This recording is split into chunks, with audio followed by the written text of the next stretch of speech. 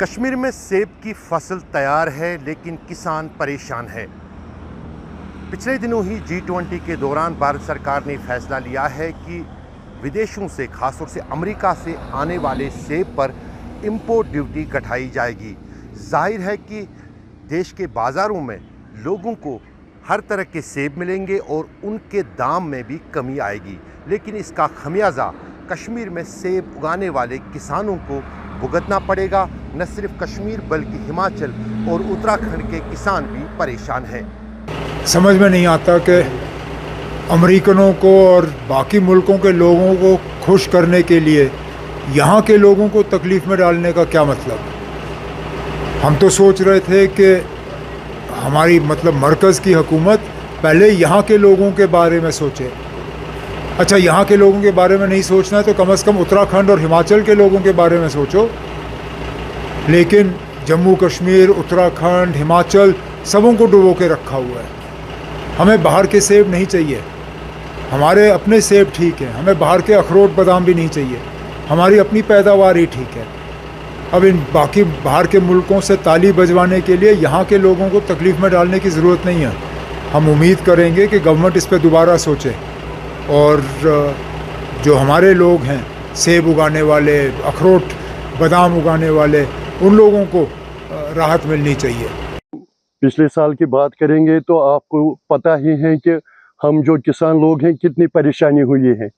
اگر یہ مان کے چلیں گے ہم کہ جو جموں کشمیر میں جو فروٹ کا کام ہے وہ ایک ریڑھ کی ہڈی کی طرح کام کر رہا ہے، یہاں یہ ایک بیک بون ہے جموں کشمیر کے لوگوں کے لیے، اور جموں کشمیر کے لوگوں کے ساتھ ساتھ ہمارے ملک کے جو دوسرے لوگ ہیں وہ اسی کاروبار سے جڑے ہوئے ہیں۔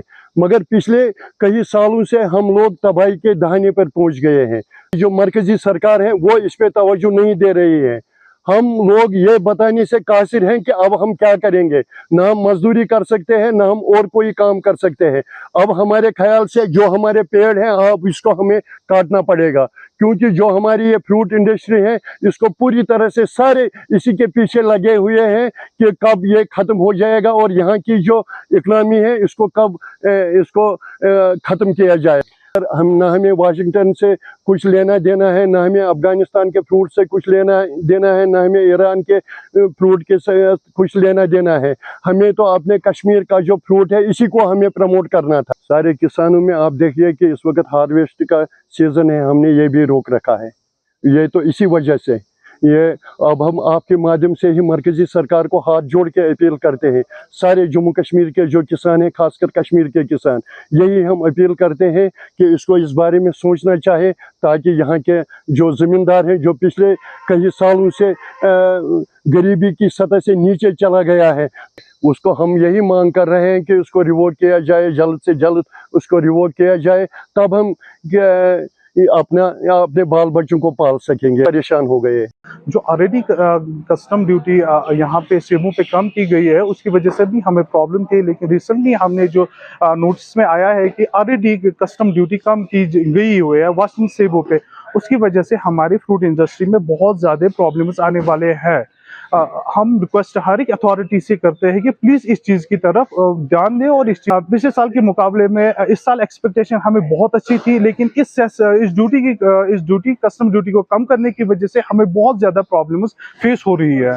سو پلیز اس چیز کی طرف دھیان دیجیے۔ کسانوں کی طرف ہر ایک انسان اور ہر ایک بیپاری اس ٹائم اور ہر ایک کسان یہ سمجھتا تھا اس سال کی ایکسپیکٹڈ ریٹز ہائی آ سکتی تھی اور ایکسپیکٹڈ مارکیٹ ہائی ہے، لیکن اس وجہ سے اس ڈیوٹی کی وجہ سے پرابلمز فیس آنے والی ہے ہمیں بہت زیادہ۔